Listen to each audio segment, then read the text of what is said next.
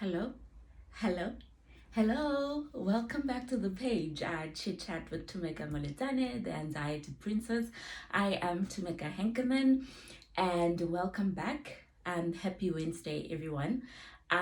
So I know that I dropped a video yesterday, but that was merely a thank you video and the fact that we were celebrating 1 month together, 1 month of listening to me rambling and talking about everything deep. And I thought today let's do the Q&A. And as I was going through the questions that were sent, there are some people that sent like 10 questions, which is fine. Some of the anxiety related questions, actually, they are stuff that was covered in the videos if you just listen properly, especially video 1 and video 2. I think where people were asking questions about symptoms and things like that, I suggest you go back to the first video of my video of living with anxiety, and you just listen to those if you knew and you just joined us. I suggest you go back to the previous videos and just work your way up. This is video number 8. This is video number 8. Wow, guys, in a month I've delivered 8 videos. I think that is impressive, even if I have to say so myself. Obviously for the month of November I'll still be shooting 2 videos, Wednesday and Sunday. But I think in December I'll shoot once a week. Obviously we're busy in December, and obviously I need to rest as well. And well, from January until April, it's my busy period at work, so I will be dropping one video as well during those times, which will be on weekends. So just bear with me, and I hope that arrangement works for all of us. Well, I don't even know if the page will still be active in January, but who knows? Let me just not create any expectations, just in case. Because remember, this was supposed to be 6 videos and then we were done. But obviously we're still going strong. But let's see. All I know is that I still have some burning issues that I want to discuss. So let's see how it goes. But I thought today, let me do this Q&A. And in the Q&A, I kind of there are people that wanted to know about me, but it's so strange because some of these people that ask these questions, it's people I grew up with, it's people that know me from back home. So I was like, okay, cool. And I suppose for the other people that just met me and all they know about me is that I have anxiety, I was like, okay, let me just break the ice a bit so that people get to know who I am, I guess. So I've broken it down into personal, into anxiety, and then the funnies. The funnies is the kind of, when I was looking at them, I was like, oh, guys, some of the things people ask, I don't know. But I'll answer them. I do want this video to be very light. Like, I feel like everything that I've discussed up until now is heavy. Like, the previous video, men and emotion, that video, guys, it killed me. Like, emotionally I was exhausted after I shot that video. Like, I still am, because firstly I was scared to do it, and secondly when I started doing it I realized how messed up the world is, and how unattended emotional issues are actually affecting not only the person who's suffering from them, but everybody who's basically connected to that person. So I thought, you know what, I need a break. I need a break emotionally. I know this page is about talking about deep things, but I think we need to cut the seriousness of the topics. Probably this is the only video that will have some humor in it. I'm not the funniest person you'll ever meet, but I suppose let's just break this one because I'm still recovering from the video that I shot on Sunday, and then on Sunday we'll be back with another touching and serious conversation. I hope that works. I hope you watch this video so that you get to know me, and then I get to address some of the questions you guys have. And just a disclaimer again, the answers that I'll be giving you are purely my opinion, or some of them my experiences. It's not I'm not a medical practitioner. I have not been trained to deal with anxiety. It's purely my experience obtained through the year and 8 months that I've been living with anxiety. Cool. So the pink book is not here today. I have my work laptop with the questions that it was easier for me to copy and paste as opposed to writing them down. So we're giving the pink book a break as well, just to, you know, to recover from the heavy conversations, and it will be back on Sunday. Cool. So let's get into it. So the first question that I received, so now we're dealing with personal. So I'll tell you when I'm moving on to the second segment of the questions, basically. So the first question I received was, how old are you and do you have kids? I did cover this in the first introduction video. I am 31 years of age, born on the 24th of July. I do not have kids. I do have a kid, one, which I've stolen from my sister. She takes up after me. She could easily be my daughter, to be honest. That's my baby. That's Tembekile, but I do not have kids of my own. I hope to have one. And her name, oh God, are you gonna give me girl? I hope so. And if it's a girl, it will be Zilai Sama Henkeman. So don't steal my name. Okay, cool. And then the second question is, how did you meet your husband and what do you love most about him? Okay, cool. I met my husband in 2013 and February 2013 when I started my articles and just moved to Cape Town. We were working for the same organization and he was 2 years above me.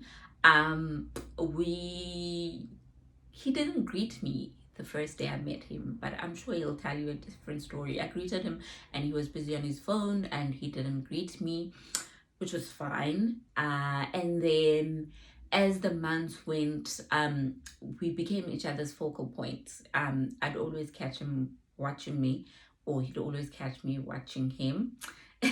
And then, but I suppose what attracted me to him was the fact that he was very neat. Like, he was always so clean and whatnot. But I didn't think we'd date, simply because I don't think I ever thought I would date outside my race.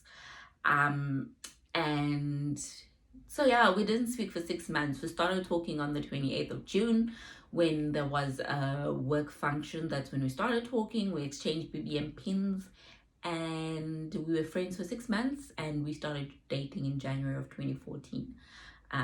So that's how we met. So 6 months not talking, 6 months friends, and then started dating. And then so we've been together for almost 7 years basically. And what do I love the most about him? It's not hard for me to answer this question because there's so many things that I love about him. He's funny. Like, he always makes it his priority to make me laugh. I'm always laughing when I'm with him. And secondly, the other thing that I love about him is that he's not scared to show me how much he loves me. I think that's very important because not once there isn't a day when I doubt that he actually loves me. So it's through his actions, it's through the way he carries himself around me when we're together and when we're around people. So I have never once doubted that he loves me. That's that. Cool. I hope I've answered that question the best that I can. I think I have. The third question is, who's the one person that you can't live without? Apart from my husband, I would say my sister. Yes, my sister's my bestie, guys. She was strict when I was growing up, I think. And then as I grew up, she started softening up. And now, like, we kind of connect on an emotional level, sisters, friends. We talk about anything and everything. There's nothing I can personally hide from her. She's the first person I go to when I'm encountering something. Like, she knows my heart, basically. So definitely I would not be able to live without my sister. And not only that, it's that she moved to Cape Town this year, so she stayed with me and she's always washing the dishes. So it's gonna be a little bit hard when she leaves me. But I hope she'll stay around the corner still. But yes, I cannot live without my sister. Cool. What are you mostly grateful for in your life? Wow, this is a this is an interesting question. What am I mostly grateful for in my life? I think the first thing that I'm grateful for is the fact that um I have a mother who pushes boundaries. Um, if it wasn't for her sacrifices, I wouldn't be standing in this position now. I wouldn't have achieved half of the things that I have achieved. She fought for me to have a great life. She fought for me to have the things that I have. Um, so I'm very grateful that I had a mother who didn't let her circumstances determine how we were gonna turn out. Like she tried her utmost best and she succeeded. I think I am grateful that she's still alive to see the fruits of her trees. I think that's the saying, and yes. But I'm just grateful that she can actually see all her investment in me and my sister and my siblings, um, and that she could benefit from it. I think that's the one thing that I'm grateful for. And then the second thing that I'm grateful for is that at the age of 31, I've kind of identified my circle. That circle including family, friends, um like I know people I can count on. Like I'm not in a position where I'm still trying to find my people. I know who my people are, and that's very important. Because whoever isn't here now, I don't think they need to be here. So it's the fact that I could actually filter through my friend circle in order to be left with the friends that I have. It's so that's basically another thing that I'm grateful for, that I made that decision of the kind of people I wanted in my life and who are basically there. And the third thing which I'm grateful for is the fact that I still have a job. Throughout these COVID times, that I pray about that every night. I say to God, thank you that throughout everything that has happened, I still have a job. So I think those are three things that I am really grateful for. Cool. Okay, and then what do I still wish to achieve in my life? I want to study further, and I've been saying this. Oh God, I've been saying this. It's been a couple of years since I qualified, but I haven't done anything after I qualified, which was not great. Um, because I can't merely say I'm a chartered accountant and that's it. I'm still young, so I can still, you know, um learn and position myself better. I still want to study further. I still want to do masters in tax. I still want to do an MBA. I still want to do a PhD, like things like that. Those are things I still want to achieve academically, basically. Um, and another thing that I want to achieve is obviously to start my foundation, which is centered about this page, is centered about helping people with mental illness. Um, yeah, I think those are the two things at the moment. Just to study further and just to give back. It's very important for me to give back, guys. I come from a very small community, so I'd love to give back to them, and to give back to other disadvantaged communities that do not have the resources to deal with such issues, basically. So those are the things that I still want to achieve. Okay, cool. The next question is, would I consider doing this as a career? And if not, why? No. I, no, it's not for me. Um, My job is very strenuous, it's very exhausting, it's very challenging. Um, but when it's not that, it's very flexible, and you butt heads with people, but you come back home and you kind of unwind from that. But this is emotionally deep and emotionally exhausting. So I don't think I have the heart to actually do this as a career.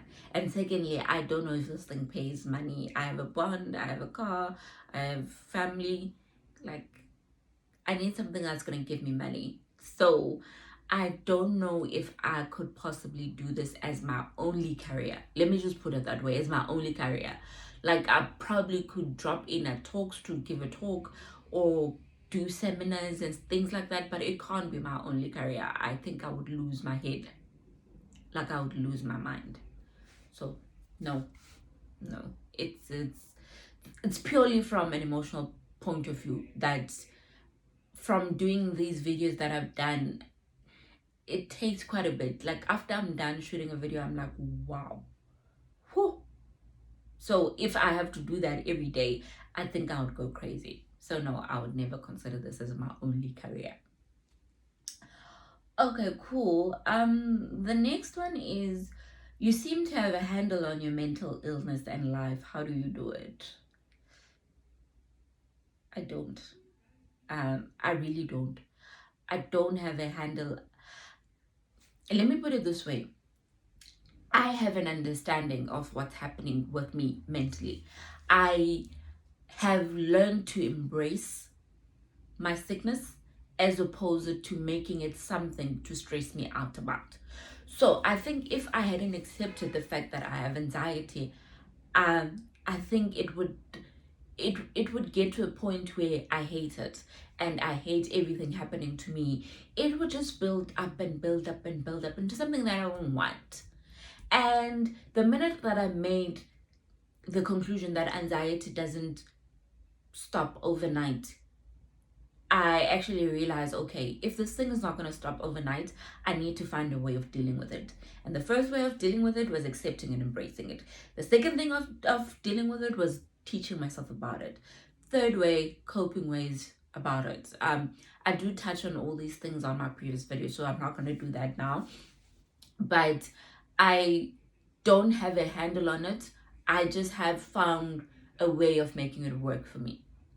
And as for life, I need a manual. I need a life manual. I so don't have a handle on life, but I just make my situation work for me. And if it does, all good and well. If it doesn't, and I think another thing is, this whole experience has made me grow. Like, I feel like I'm an older person now. I feel like I'm wiser. I honestly feel like I am wiser. It's insane, but I've grown. Simply because I need to safeguard my space. I need to safeguard a lot of things now in order for them not to trigger my anxiety, basically. But as for life, I don't have a handle on life. I need a manual. So if you have a life manual, and I'm not going to say who asked this question, if you have a life manual, please send it to me. No handle on life, just better coping mechanisms. Cool. And then who inspires you and why? Oh gosh, guys, who inspires me and why? I think who inspires me are people who do not let their circumstances determine how they turn out. It's no specific person. It's just everyone who's working their butts off in order to achieve things that they were told that they will never achieve. I think those people inspire me. People who, when somebody says you can't do it, they get up and say, let me show you, I will do it. Those are the people that inspire me. I can't really say names. I don't think I have a name that comes to mind, but I think the go-getters, the ones that says, The boundaries have been set for me, and I'm about to break those boundaries. Those are my people. Love them, love them, love them. Like I inspire myself because I don't let boundaries determine how I turned out. Um, I don't let mental illness determine how I'm gonna turn out in life. Um, I Boundaries were set that we can't talk about mental illness. I came in and I'm breaking those boundaries. So people that wake up and say, I'm gonna do what they call the impossible. I'm gonna do what they say women can do. I'm gonna do what has boundaries and limitations, and I'm gonna show you it can be done. Those are my people. Those are the people that I love, that inspire me so much. So that I know maybe you were looking for a direct name. I took, there's another question that was asked. I think it's in the this question, I've seen it come up on quite a few of YouTube channels and things like that. I guess it's a question that everybody asks, but that I've put under the funnies. So once we get there, then I'll drop the names, and then maybe you'll understand why I chose those people and why they inspire me. Cool. And then what kind of behavior makes you angry or annoyed?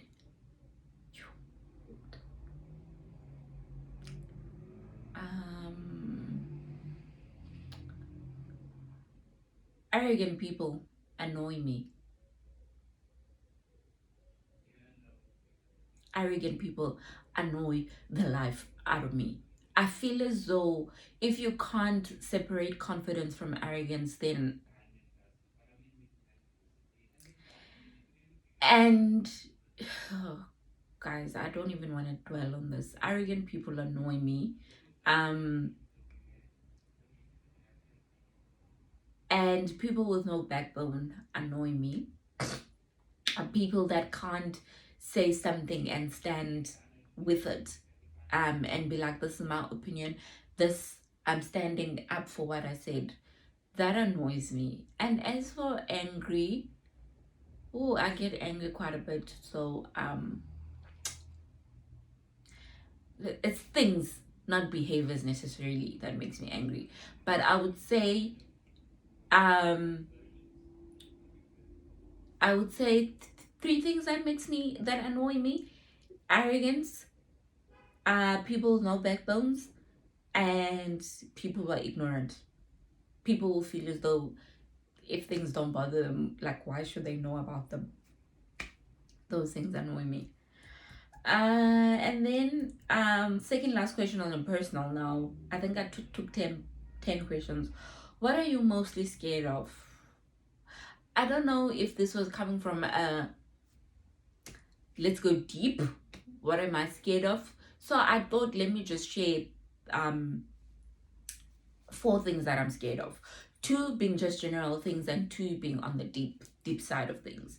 So the 2 that I'm scared of on just a normal side is flying. Ever since I had my anxiety, I am scared of flying. Simply because it's one of the situations that I can't control.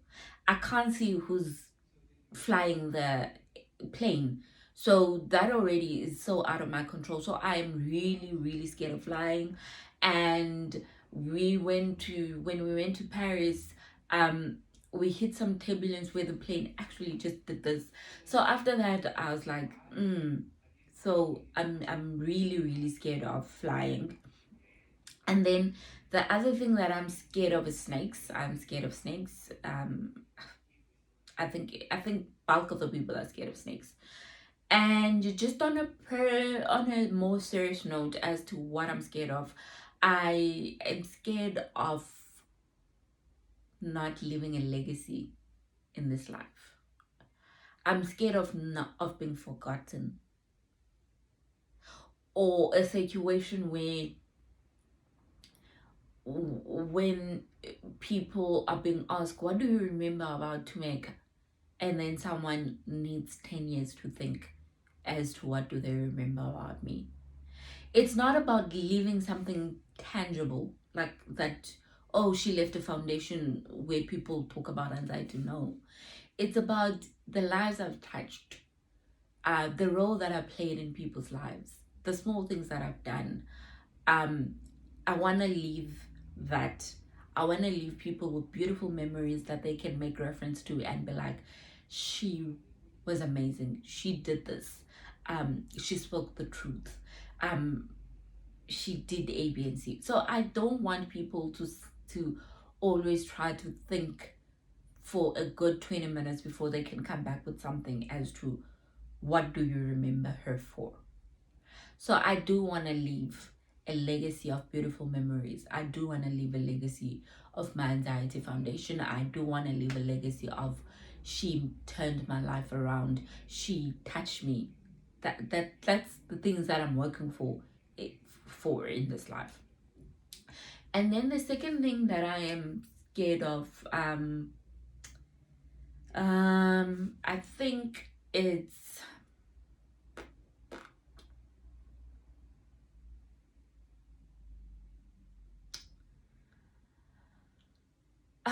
I touched it on this on my videos. Sorry, that was quite a long pause. I touched this on the videos. I'm really scared of sleeping and not waking up. Um, and this is something that has been triggered by my anxiety, guys. That every night if I go to bed and then I start experiencing something like a headache, or start feeling very jitterish and I start feeling a bit anxious, then I start stressing out that I might not wake up. um I think it's because I had said my anxiety manifested into health anxiety. That has been the biggest issue in my life. Like that, I am scared of encountering death that I can't control. It's so deep. It's really deep. Um, and I actually have been thinking about maybe I do need to go back for counseling, of how just to deal with that kind of thinking. Um, because I'm scared of losing my life at the hands of someone. I'm scared of sleeping and not waking up. I feel as though I need to face death and know that it's coming, as opposed to it being inflicted by something or someone, or just not having control over it. It's a serious issue that I need to attend to. So I'm sorry, I just went deep there. But yeah. And then the last question, I love this question. I think we used to do orals about it in school, is who's your role model? My role model is my mother.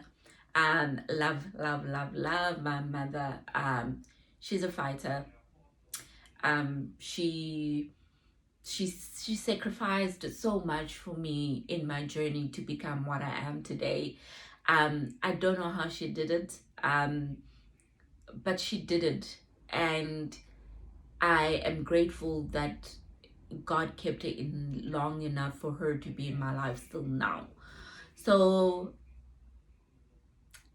she's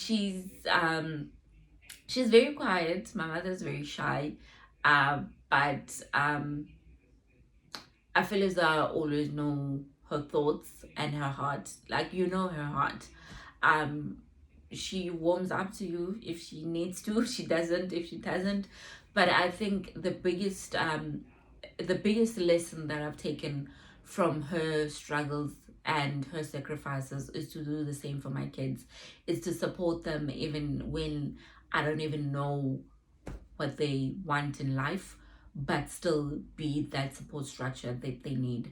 I think I don't think I would have turned out half the way that I did if it were not up to her. I remember after I passed matric, I had not applied for any university. It was January. I was chilling on the couch because I thought we didn't have money to take me to school. And she said to me, "It's January, girl. You need to go and look for school." And I said, "How?"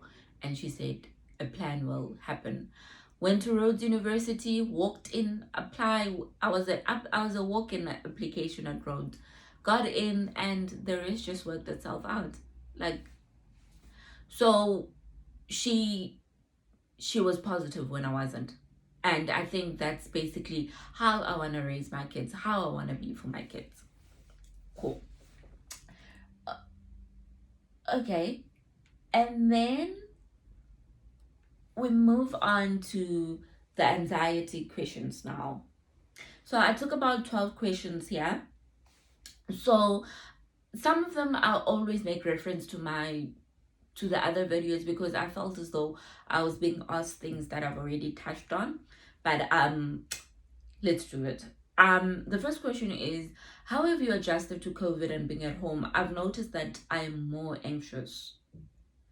So I think yes, being at home, I remember talking to my friend and I think I was feeling very claustrophobic that day. That being at home has not helped my situation. But at the same time, being outside is not what I'm looking for in my life right now because I'm health cautious. That if I catch the COVID, what then, and things like that. So yes, it's not easy being at home, but I think I've found it a little bit of comfort being at home than being outside because everything that's happening at home for me is things that I can control. I would suggest if you are feeling a little bit more anxious by being at home, you're stuck in the one place, maybe just go for walks. Um, just try to do things that are a little bit active, being outside. And another thing that worked for me is because I like going out for afternoon teas. I started doing those things here at home. So I started doing the things that I usually did outside here at home just to make myself feel better about it.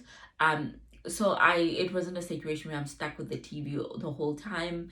And obviously I stay with people, so you get to engage with people as well. But I'd say go for walks, just breathe a little bit of fresh air, and maybe that will help. Obviously you need to still maintain social distance and all those things.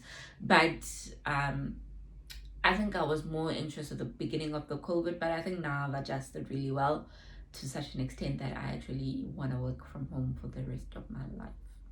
Don't tell my boss. Cool. And then the second question is, what's the difference between normal anxiety and anxiety disorder? Again, I think I did touch on this one. The difference is that people normally feel anxious about things that they know that are coming. It's probably, let's say if you have an interview and then you're gonna say, oh, I feel anxious about this interview. I feel anxious like the day I was getting married, I was feeling anxious in the sense that I was getting married. It's that kind of one where you know what's making you anxious. However, an anxiety disorder, you don't know what's making you anxious. It's the unknown that's making you anxious. That's the simplest kind of explanation that I could actually give. It's the fear of the unknown. Yes, that's the one. That's the difference. Cool. And then is the other one is, how do I know I'm depressed? Because I think my anxiety has manifested into depression. I can't really speak much to depression, but anxiety alone does not make you sad. I do believe that depression has to do with emotions where you just want to lock yourself up. You sad, you don't know why you sad. Again, I stand corrected. I've never experienced depression. Uh, I think on its own, anxiety does not result in you being sad. It does not result in you being just not wanting to engage.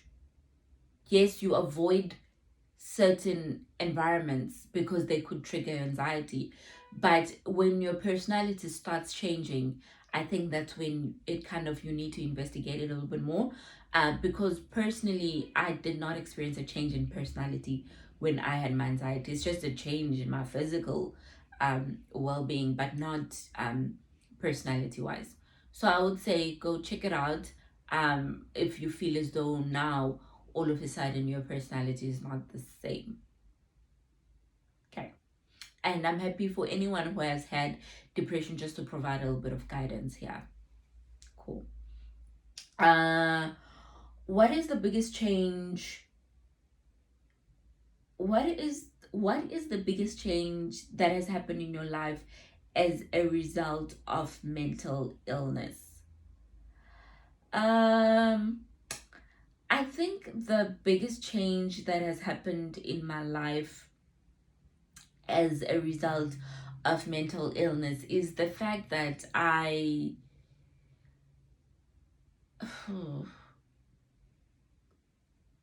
my goodness. Wow. What's the biggest change? I think the biggest change is that now I'm more aware, I'm more cautious. Um, just going to, I think because I'm so afraid, it has resulted in being cautious, actually. I honestly think being afraid has resulted in me being very cautious. And I don't want to dwell on this one too much because I'm still going to do a full video on the changes that have happened in my life because of anxiety. But I think now I'm more cautious, I'm more aware, and I'm more approachable.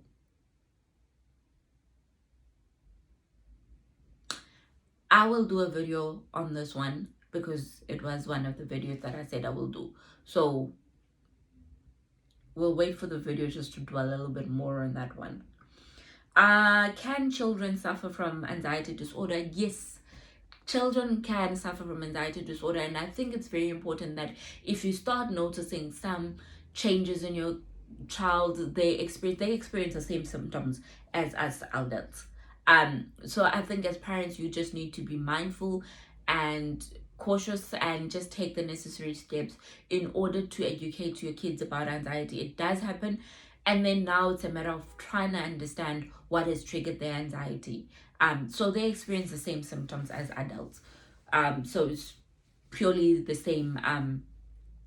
It's the same journey and the same things that have been experienced by an old person. But now imagine if a child is experiencing those things and they don't know what the hell is going on.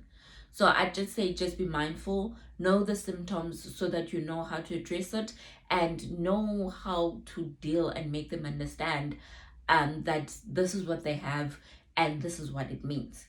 I am going to teach my kids about anxiety because I'm just worried that it has not been proven that anxiety is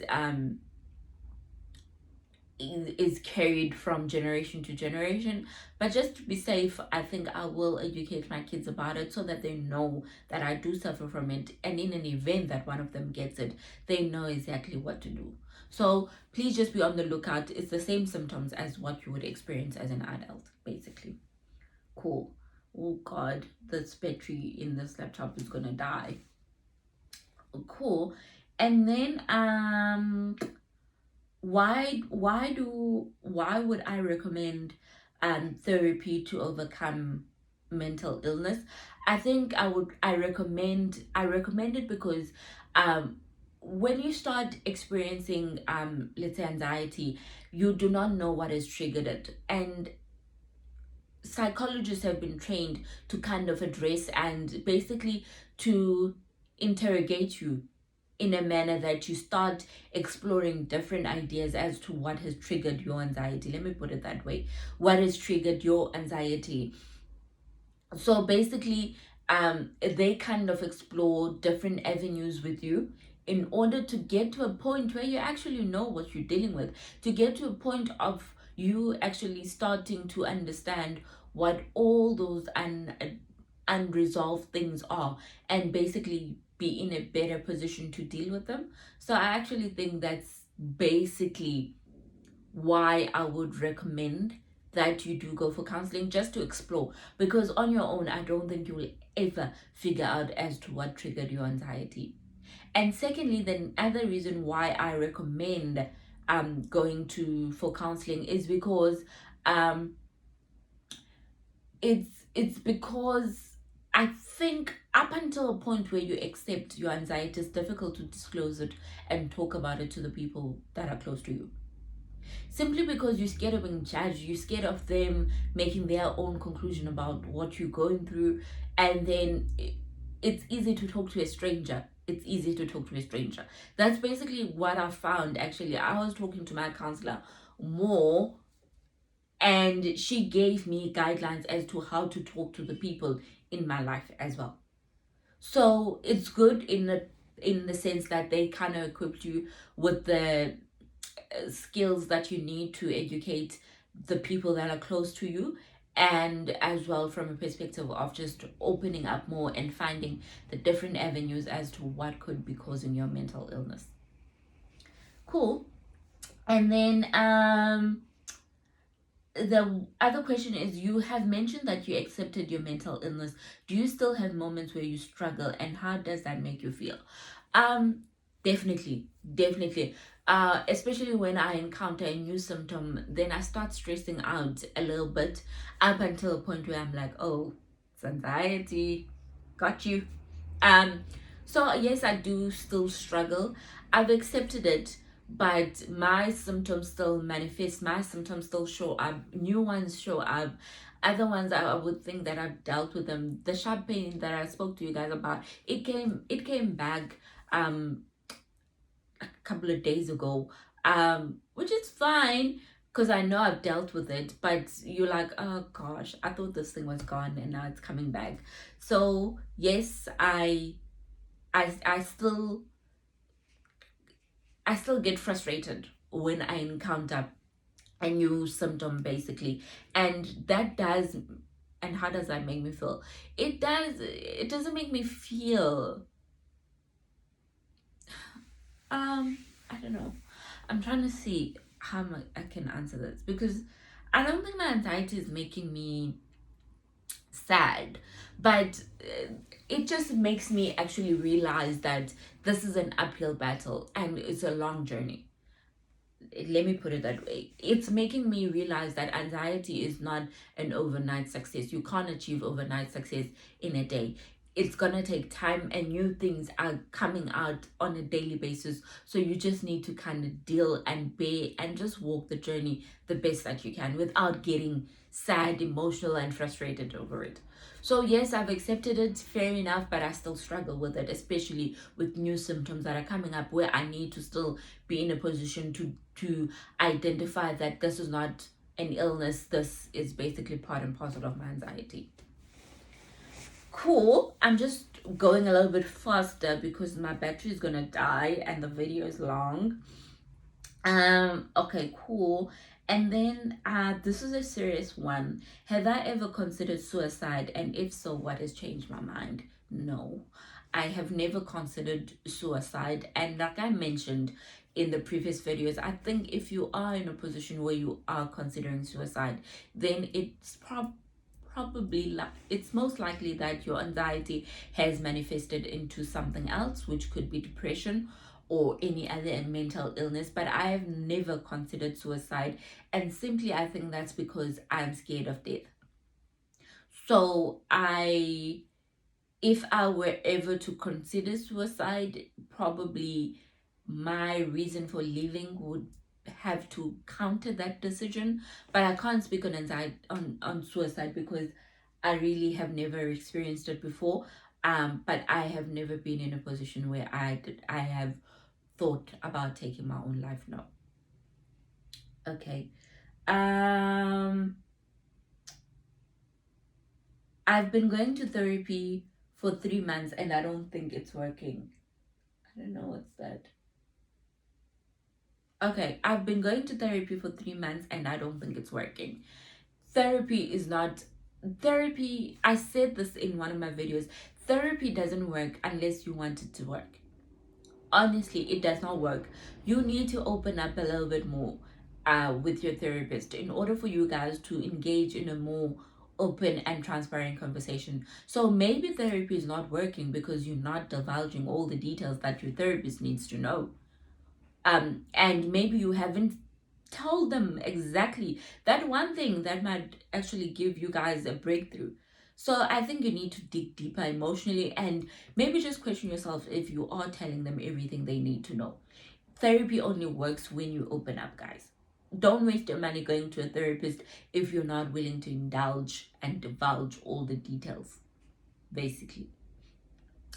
Um Then this question, I did say this question in my previous video. Do I think, can we excuse the crime committed by someone who suffers from mental illness? No. No. I think people who commit crimes, they still need to be held accountable just as much, whether it's caused by mental illness or just they doing it out of the fun of it, but they still need to be held accountable regardless. So no, I cannot excuse a crime that's committed by someone who is dealing with mental illness. And this is an interesting topic. Maybe I'll see if I have enough points to make a video on it. I definitely think I will. Okay. The last question is, anxiety is causing a drift in my relationship. How can I address it or fix it? I think firstly, your partner does not, well, let me put it this way. Firstly, I don't think you have made your partner understand what you're going through. And secondly, I think you need to ask them whether they want to support you in that journey. It could be that they're getting frustrated of always supporting you. It's possible. It's really possible. But I think you need to have a conversation about what you're going through mentally. And after you have that conversation, then you guys almost find a way through, whether the person is going to stick around to help you go through the journey, and if not, then they leave. Remember, we're all humans and we have our limits. So maybe they've reached their limit of being understanding. I'm just being blunt and honest. If you guys haven't had the conversation of support, if you guys haven't had a transparent conversation about what you're going through, then I simply think that will most likely cause a drift in your relationship. So I think address it and just get confirmation from the person whether they can support you through this. Cool. That was the last question on the anxiety side. Now we move on to the funnies. This video is long. Oh, and I thought it was gonna be the shortest video. But anyways, so now we move to the funnies. The first question on the funnies is, do you drink alcohol? No, I do not drink alcohol. And I don't drink alcohol because alcohol actually increases your anxiety. So I don't drink purely because I am scared that it might actually affect my anxiety, and simply because I don't want to lose control. Like, I do feel that alcohol makes people lose control. So no, I do not drink. Second question is, why did you come back to South Africa? South Africa is home. I came back because I wanted to be close to home. I wasn't gonna stay in Ireland for the rest of my life. No, actually, I came back because we felt as though we were missing out on the important things at home. Because obviously, you couldn't fly out every time something was happening at home because it's expensive. It was difficult to be so far away from home, and all we had was each other basically. So I think we did what we needed to do there, and we were done. And we needed to come back and be close to family and be close to things that are happening, and the fact that we were getting married. So I didn't think I was going to be able to plan a wedding there. Although I didn't have the wedding I thought I was going to plan. But yeah, we came back because we were missing out and we had fulfilled what we needed to fulfill there. Cool. And then the next question is, why do you love Snickers so much? Can I have a pair, please? No. I can give you anything that you want. Person, and you're not my size. I don't know why you asked me this question. I can give you anything that you want except for my Snickers, guys. I don't give Snickers away. The lucky person who gets Snickers is my sister, but it's not a norm for me to give away Snickers. I give away clothes.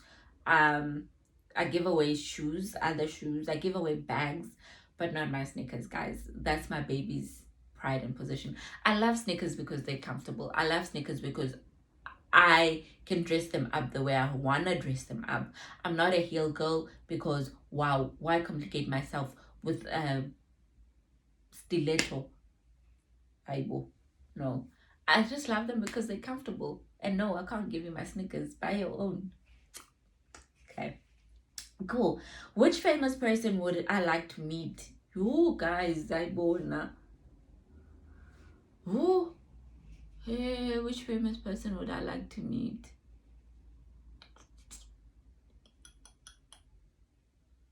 I have no idea. Oh wow. Maybe Nomzamo. Maybe I'd love to meet Nomzamo. Maybe Nomzamo, but I don't know. The only person who comes to mind would be Nomzamo at this point. Okay, cool. And then three people we love to have dinner with. This is also linked to who inspires me. I think I would invite these people for dinner and then I'll give reasons as to why. Firstly, there is a lady that I used to work with at one of the big four, reviewer, Situmba. Sorry, Robs, if I'm saying your surname wrong. I would love to have dinner with Robs because purely from a point of view that she inspires me quite a bit. Black CA, pushing boundaries left, right, and center. She has like she's one of those people who do not let boundaries determine how far they get in life. She breaks them. She's there. So she's one of the people I like to have dinner with. I've had dinner with her before, but yeah, on a intellectual and conversation basis, I think I'd love to. Inspires me, Robs. Cool. I think I always tell you this. The second person would be my father-in-law, who's sadly no longer with us. Simply from a perspective that he was one of the most wisest men I've ever met in my life. He was very wise, always knew what to say, strong-willed in God and in everything that he did, pillar of the community, and just one of the people with the most genuine hearts I've ever met in my life. And I'm actually glad that I met him. And he always said, I wanted you to be my makoti, and guess what? I am his makoti. So definitely my father-in-law. And then the third person would be Nomzamo Mbata, purely from a perspective that I think she's doing quite a bit to give back. I don't know whether it's for Instagram or what, but I think we would have a conversation from that perspective of giving back, basically. Okay, and then what's my favorite movie? Oh, guys, some of the things you asked. My favorite movie is I Spit on Your Grave 1 and 2, definitely, and Law-Abiding Citizens. Law-Abiding Citizen. Those are my favorite movies. And then the last question is, why do you collect things so much? Oh, okay. So basically, I do have a problem once I start buying something. Let's say once I start buying earrings, I go all out every time I buy earrings. Once I start buying makeup, I buy makeup all the time. I don't know. I think I just go through a season of liking things. But the nice thing is that I'm not a hoarder. Like, if I have no use for something anymore, I do give it away or whatever the case is. But I like having access to things when I need them, as opposed to looking for that thing and not it being there. Like, I honestly think there's nothing wrong with my collections that I have. I have a collection of sneakers. I have a collection of perfume. That's just about that. Like, what else am I collecting, please? That was the last question on the funnies. You guys asked the most random questions. This video is on 54. This is the longest video done, and I thought I was going to do a 30 minutes video, but let's wrap up. So there were some comments that the video's emotional baggage and main versus emotions were liked, which makes me sad because I've shot 8 videos and you're telling me you like 2 videos. So what does that mean about the other videos? But thank you. When do I plan to start the foundation? I think that's something that I'll devote some time on over the holidays. There is something else I want to do over the holidays, but I think that I will devote some time over the holidays to actually start looking into it. And hopefully by next year, this time, the foundation will be there.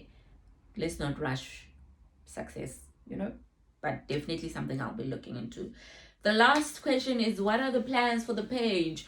I do not know, guys. I'm winging it. Like, I'm just winging this page, doing the best that I can. It was supposed to be short, and then now it's grown, and now, and me, like, I talk a lot. So I've already said I talk a lot. So I'll always find something to talk about. But as long as you guys are still receiving the content, the page will go on. So it's up to you. I'm giving you guys the leeway to decide what happens to the page. So that is basically that was quite a mouthful, actually. I thought I've trimmed the question in such a way that it would be a short video, but well, we're never gonna do another Q&A, guys. Let me put it that way. This was just to break the ice and just for us to recover emotionally from the last video, but I don't think this is gonna happen again. But I hope you will enjoy it. I will see you guys on Sunday. I think I might have a surprise guest. Well, I must still do some convincing, guys. Oh, but we'll see. If the surprise guest does not want to join, obviously, there's always something else in the podcast. But obviously, now I'm not saying what we're discussing anymore, because just in case I wake up Sunday and I feel inspired to attack something else. But I hope you guys will enjoy this video, and I hope like you find my sense of humor funny. I don't know. But I hope this is showing another side to my personality, that I'm not always serious. I hope you'll have a great Wednesday. See you Sunday. Bye.